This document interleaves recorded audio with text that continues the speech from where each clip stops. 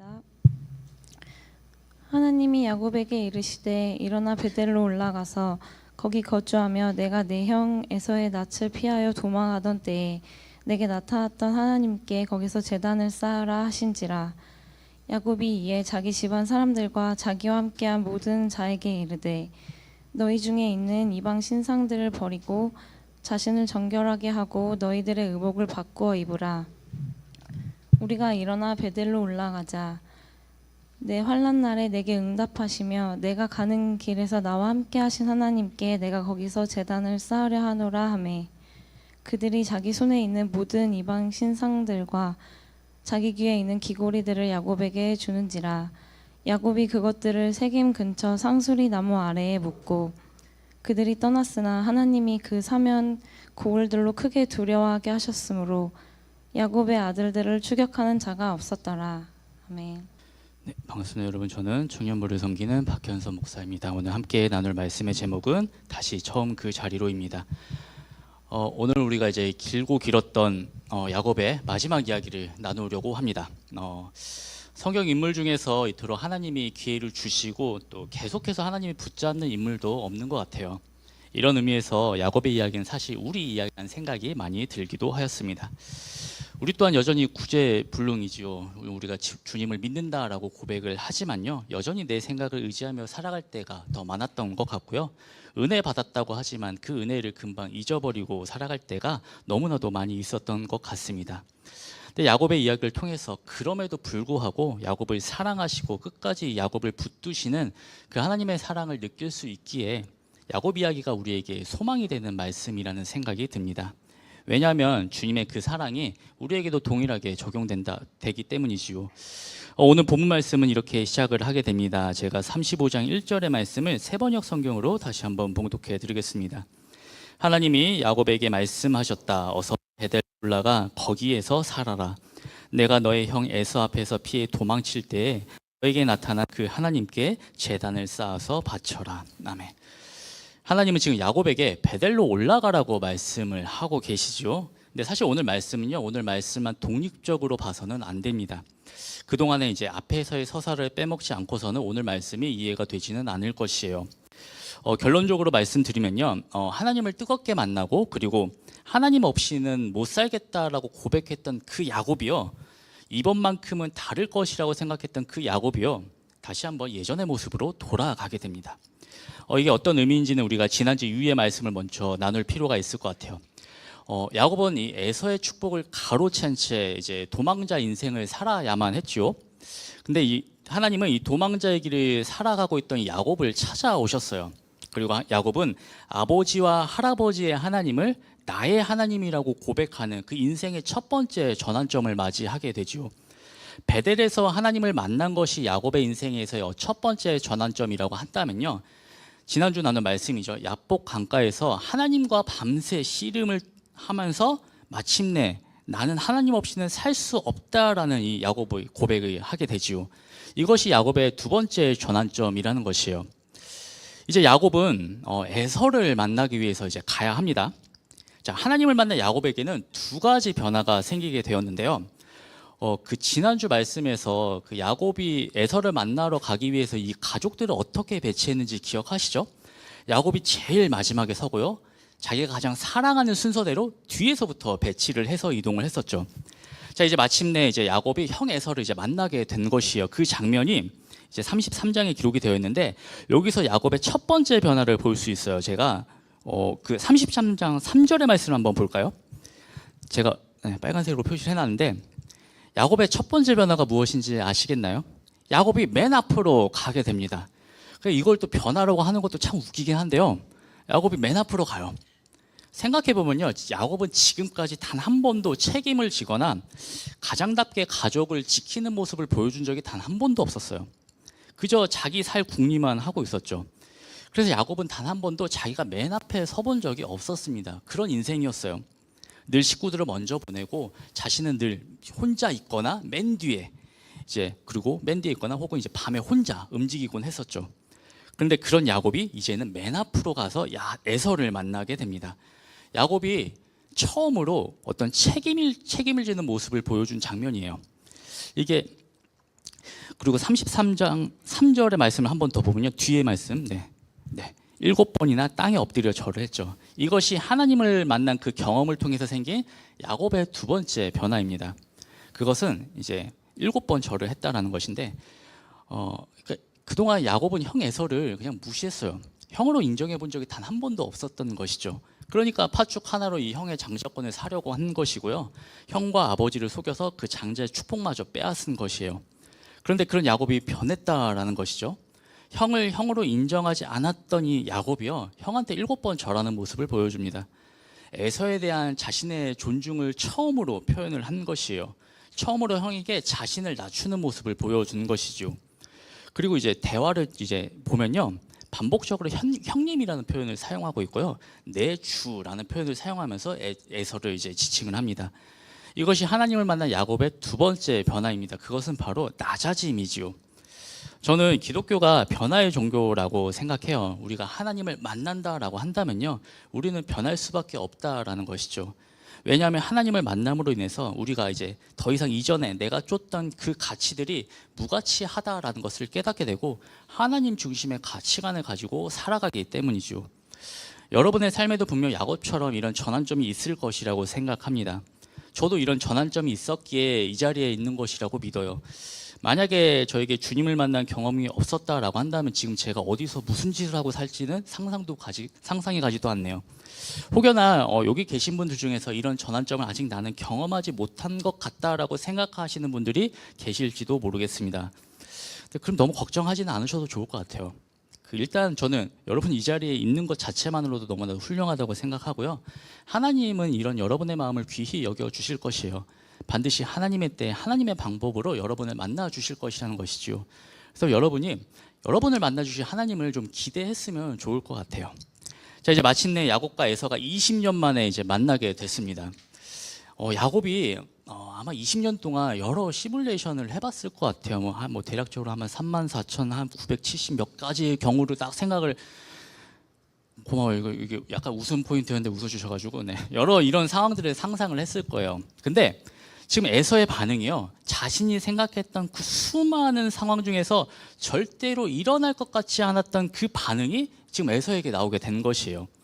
절대로 일어나지 그러니까 어떤 반응이냐면요, 지금 에서가 야곱에게 달려와서 야곱을 끌어안았다라는 것이에요. 야곱은 이런 장면을 상상은 했지만 결코 이루어지지 못할 것이라고 생각을 했던 것이거든요. 두 형제 이제 서로 끌어안고요, 서로 함께 뜨겁게 눈물을 흘립니다. 그러니까 우리가 이제 제3자 입장에서 보면은 이산가족 상봉과 같은 굉장히 감동적인 장면이에요. 그러니까 두 사람이 이제 끌어안고 울면서 재회를 했죠. 근데 가장 놀란 사람은 두 사람 자신일 것 같아요. 그러니까 에서는 껴안고 막 울고 있지만 내가 지금 왜 이놈을 끌어안고 있지? 이런 생각을 했을 것 같고요. 야곱도 형이 왜 나 이렇게 쉽게 용서했지? 이런 생각을 하고 있었을 것 같아요. 그러니까 이러고 있지만 두 사람은 둘 다 혼란스러웠을 것 같아요. 하지만 지금은 일단 20년 만에 만나는 것 그 자체만으로도 이제 너무나도 좋았던 것이죠. 그리고 이제 서로의 그 20년 동안 가족이 생겼잖아요. 서로의 가족을 소개하면서 20년 동안 이제 어떤 삶을 살아왔는지 이야기를 나누게 됩니다. 분명 해피엔딩이죠. 근데 우리 머릿속에서는 물음표가 떠나지 않아요. 여러분, 에서가 왜 야곱을 용서했을까요? 에서는 왜 야곱을 보자마자 껴안고 눈물을 흘렸을까요? 제가 이번에 말씀을 준비하면서 재밌는 해석을 한 가지 봤는데요. 지난주 말씀에서 야곱이 야복 강가에서 하나님과 씨름을 하다가 이 허벅지 관절이 이제 망가지게 되죠. 그래서 이제 야곱은 앞으로 평생을 절뚝거리면서 살아야 됐습니다. 자, 분명히 야곱이 이 에서를 만나러 왔을 때에도 어떻게 왔겠어요? 절뚝거리면서 왔겠죠. 그러니까 에서가 그런 야곱의 모습을 보면서 자기도 모르게 이제 동정의 마음이 생겼다라는 것이에요. 그래서 이 야곱을 불쌍히 여기고 야곱을 용서하고 야곱을 끌어안았다라는 해석이 있는데, 물론 이제 굉장히 재밌는 해석이긴 하지만요, 100% 맞다라고 보기에는 무리가 있을 것 같아요. 여러분, 에서가 왜 야곱을 용서했을까요? 이유는 간단합니다. 하나님이 야곱을 만나시고 그 야곱을 변화시키신 것처럼요, 하나님이 에서를 변화시켰기 때문이에요. 하나님이 에서의 마음을 만지셨기 때문이라는 것이죠. 에서가 야곱을 용서하는 것은 절대적인 하나님의 주권이라는 것이에요. 우리 안에도 해결하지 못할 것 같은 여러 문제들이 있죠. 그 문제를 생각하면요, 우리는 없고 한숨만 나오기만 합니다. 하지만 우리는 해결할 수 없다 하더라도요, 하나님은 변함없이 우리와 함께 하시고 우리를 위해서 일하고 계시다라는 사실을 꼭 기억하기를 바라요. 그래서 우리 하나님은 어떠한 상황과 관계 속에서도 우리를 통하여서 기적을 보여주실 것입니다. 자, 야곱에게는 평생에 해결할 수 없을 것 같았던 문제가 있었죠. 그것은 바로 형 에서와의 화해였어요. 근데 지금 어떠한가요? 그 문제가 절대로 해결할 수 없을 것 같았던 그 문제가 하나님의 은혜로 기적처럼 해결이 되었습니다. 야곱의 입장에서는요, 정말 기적 같은 일이 일어난 것이에요. 그런데 문제가 해결된 이 야곱의 모습을 보면요, 야곱의 선택을 보면요, 너무나도 실망스럽습니다. 에서가 이제 야곱에게 이제 내가 앞장설 테니까 이제 고향으로 돌아가자라고 이야기를 합니다. 혹시 지도 한번 보여주시면요, 잘 안 보일 것 같은데요. 지금 에서는요, 야곱에게 세일로 돌아가자. 다음 지도도 보여주세요. 제가 이렇게 표시를 해놨는데 세일로 가자고 합니다. 세일이 요 아래 부분입니다. 아래 부분인데 이제 세일로 돌아가자라고 이야기를 해요. 그러니까 야곱이 뭐라고 말하냐면요, 내가 지금까지 여기까지 오느라 너무 피곤하고 지쳐서 천천히 가겠다라고 이야기를 합니다. 그러니까 여기서 또 에서가 내가 종들을 붙여줄 테니까 그 종들과 함께 오라고 이야기를 해요. 근데 야곱은 그것마저 거절을 하면서 형님 먼저 가시면 내가 천천히 따라가겠다라고 이야기를 합니다. 그러고 나가서 야곱이 어디로 가냐면요, 야곱은 숫곳으로 갑니다. 지도 한번 보여주시면은 요 왼쪽 여기 숫곳 보이시나요? 숫곳 세겜인데 먼저 숫곳이라는 곳으로 갑니다. 여러분, 숫곳은 세일과 완전 전혀 다른 방향이죠. 그리고 야곱은 이 숫곳에 머물다가 세겜이라는 곳까지 가게 됩니다. 잠시 후에 나누겠지만 이곳에서 야곱은 굉장히 비극적인 사건을 경험하게 돼요. 물론 야곱이 에서의 길을 따르지 않은 것은요, 분명 옳은 선택입니다. 왜냐하면 세일은 에서에게 주신 땅이지 야곱에게 주신 땅은 아니거든요. 하나님이 야곱에게 주신 땅은요, 세일이 아니라 가나안 땅입니다. 아마 야곱이 에서의 길을 따랐다라고 한다면요, 하나님이 약속하신 그 언약의 땅을 거부한 것과 마찬가지인 게 있죠. 이런 의미에서 야곱이 에서의 길을 따르지 않겠다라고 한 결정은요, 100번 옳은 결정입니다. 그런데 문제가 무엇이냐면 야곱이 세겜에 머문 것이 문제가 되었다라는 것이에요. 물론 세겜 또한 엄밀히 따지면 가나안 땅에 속한 땅은 맞거든요. 하지만 이 세겜이 하나님이 약속하신 땅은 아니라는 것이에요. 겉으로 봤을 때는 야곱이 에서의 길을 따르지 않은 것은 하나님의 말씀에 순종한 것처럼 보이지만요, 세겜에 머물렀다라는 것을 보았을 때 야곱은 결코 하나님의 말씀에 순종한 것이 아니라는 것입니다. 그러니까 야곱이 이 세겜에 머무는 선택을 통해서 야곱이 에서의 길을 따르지 않은 이유에 대해서 알 수 있는데요, 그러니까 야곱은 불안했던 거예요. 그러니까 지금 형이 연기하고 있을지도 모른다라고 생각을 한 것이죠. 그러니까 화해는 했는데 뭔가 찝찝했던 것이죠. 지금 야곱은 분명히 자신이 해결할 수 없는 문제를 하나님이 해결해 주시는 것을 분명히 경험을 했죠. 문제가 해결되자마자, 큰 문제가 해결되자마자 야곱은 다시 한번 내 힘으로, 내 뜻대로 살아보겠다라고 행동을 한 것입니다. 이번에는 다를 줄 알았거든요. 이번만큼은 야곱이 다를 것이라고 생각했어요. 왜냐하면 야곱이 진심을 담은 고백을 했잖아요. 나는 하나님이 없이는 안 되는 존재라는 그 고백을 지난주에 했잖아요. 그리고 에서와 화해를 했죠. 그런데 야곱은 다시 이전 모습으로 돌아가게 됩니다. 너무 우리 모습 같지 않나요? 이번만큼은 다르다고 그렇게 다짐하지만요, 너무나도 쉽게 이전으로 돌아가는 모습을 보면 너무나도 우리 같아요. 문제를 만났을 때 너무나도 간절하게 주님을 찾고 기도하죠. 하지만 막상 그 문제가 해결되면 우리의 기도대로 주님이 문제를 해결해 주시면 다시 이전처럼 내 마음대로 살아가는 모습, 우리 안에 너무나도 많이 있습니다. 야곱은 고향으로 완전히 돌아가기에는 여전히 두려웠던 것이에요. 형의 마음이 언제 바뀔지 모른다라는 그 불안감이 있었다라는 것이에요. 그런데 야곱에게 이 세겜이라는 땅은 적당한 타협지로 보였던 것으로 보입니다.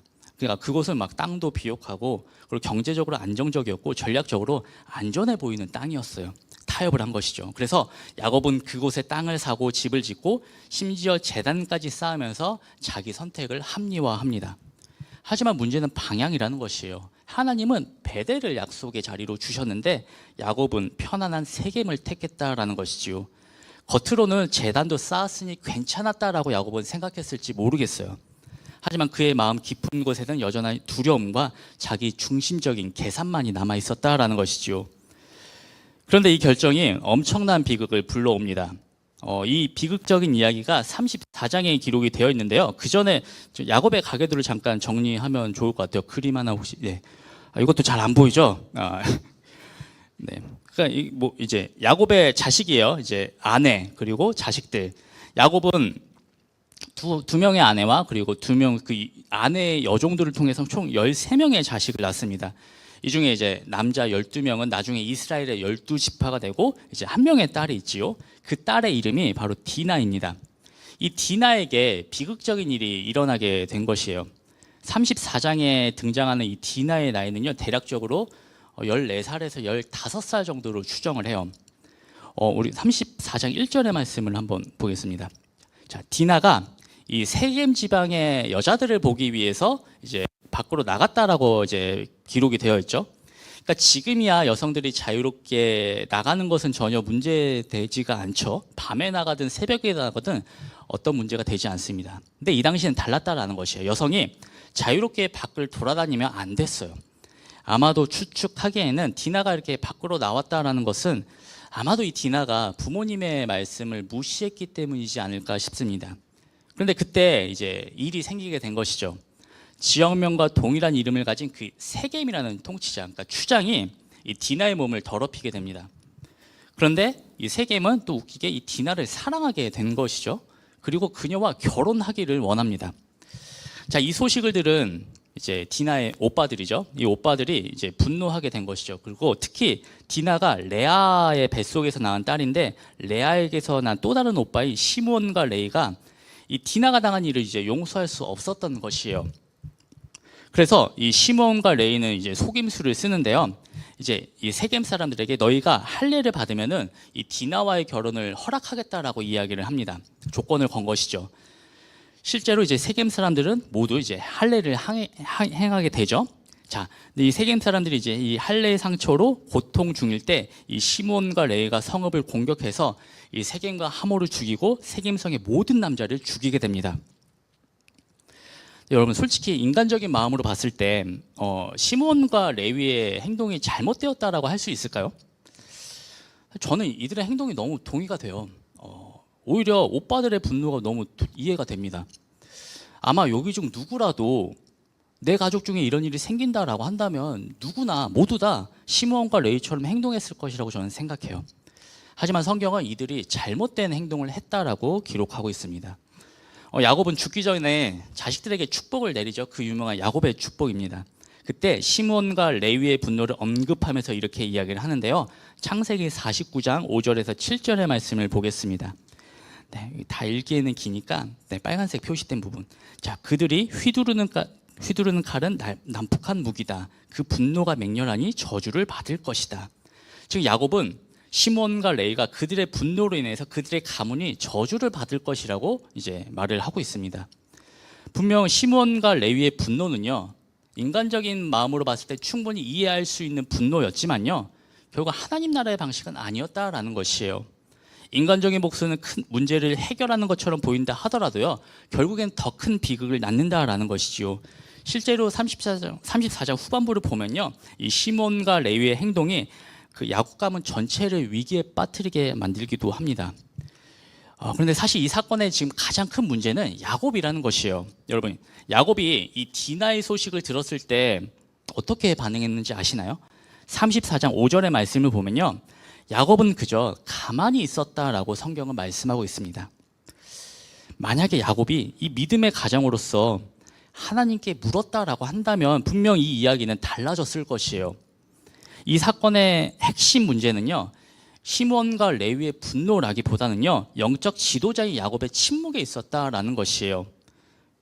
그래서 34장의 말씀은요, 성경에서 가장 어두운 장이기도 해요. 실제로 34장에는 그 야곱과 동행하신 하나님이 단 한 번도 언급되지 않는 장이에요. 그래서 어떤 주석가들은 34장 아예 주석을 안 한다고들 하더라고요. 그러니까 이 순간에는요, 이 야곱의 가족은 하나님의 백성이 아니었다라는 것이에요. 그런데 그때 하나님이 등장하십니다.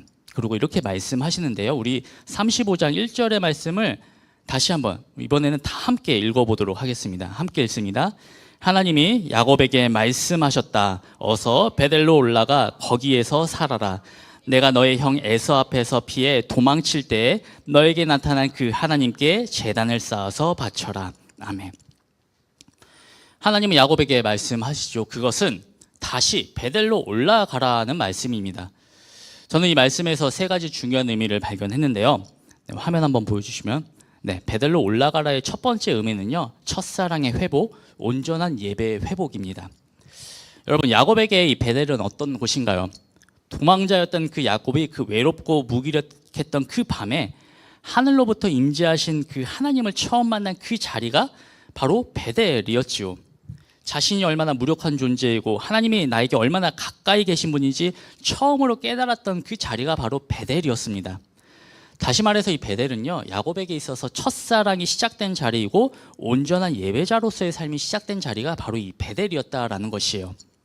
하지만 지금 야곱이 어디서 머물고 있나요? 베델이 아니라 세겜에 머물고 있지요.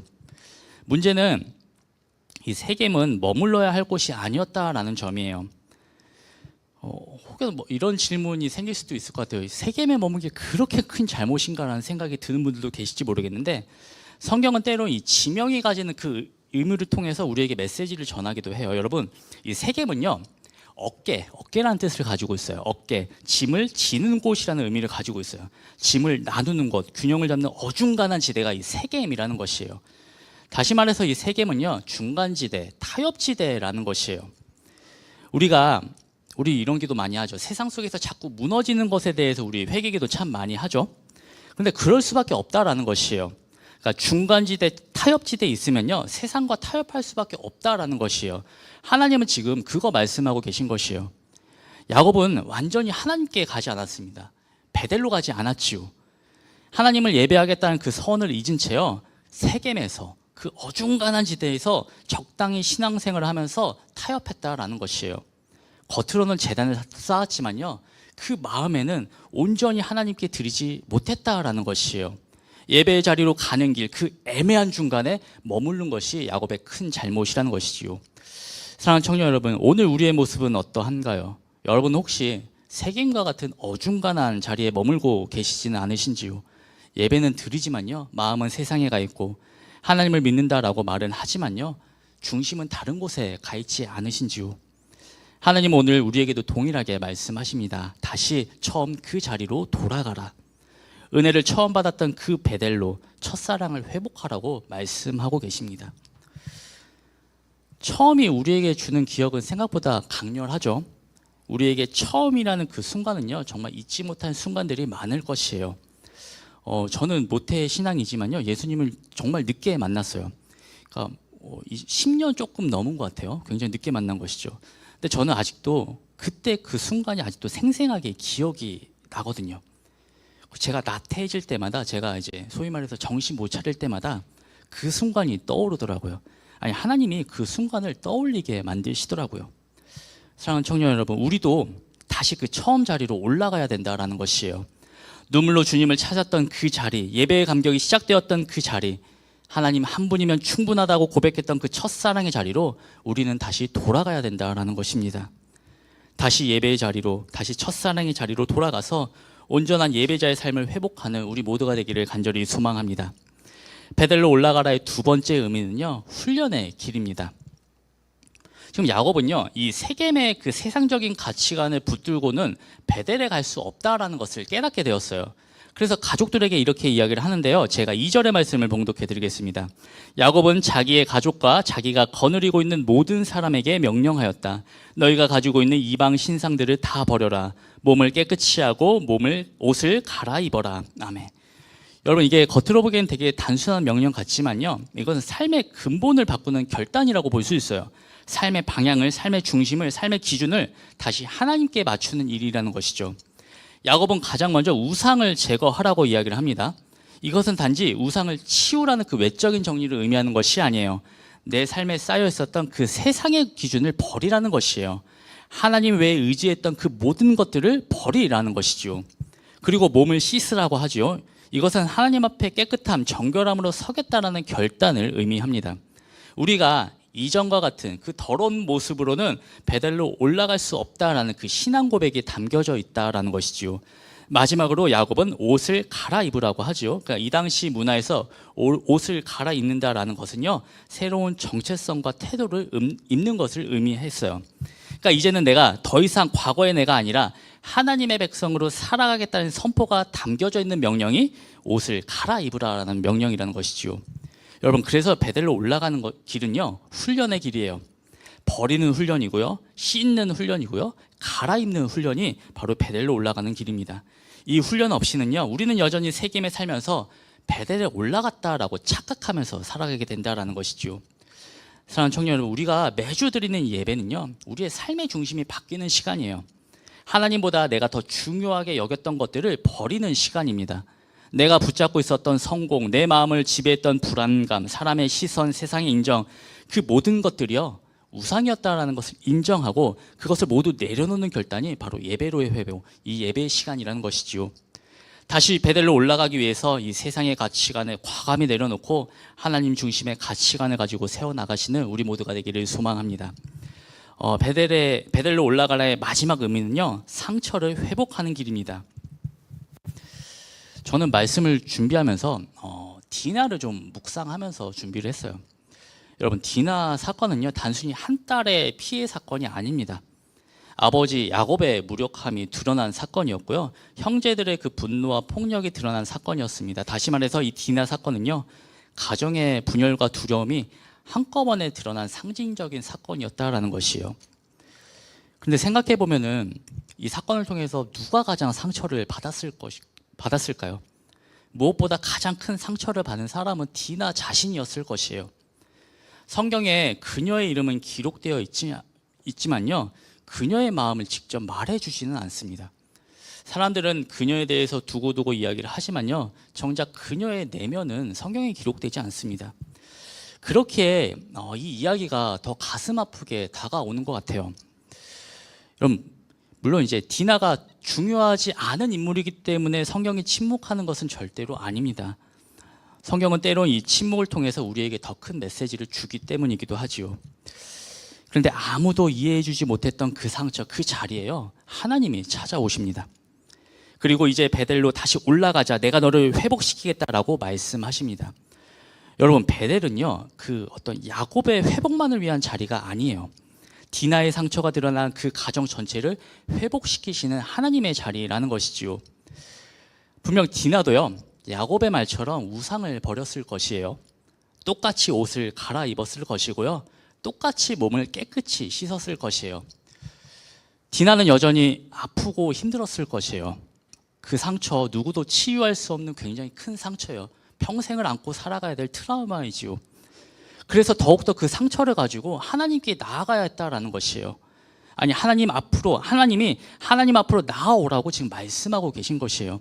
왜냐하면 하나님만이 온전한 치유를 해주실 수 있는 분이기 때문이죠. 오직 하나님 앞에서만 그 상처가 온전히 깨끗이 치유될 수 있기 때문이라는 것이에요. 그렇게 여러분, 베델로 올라가는 그 여정은요, 내 상처를 회피하거나 내 상처를 잊기 위한 여정이 결코 아닙니다.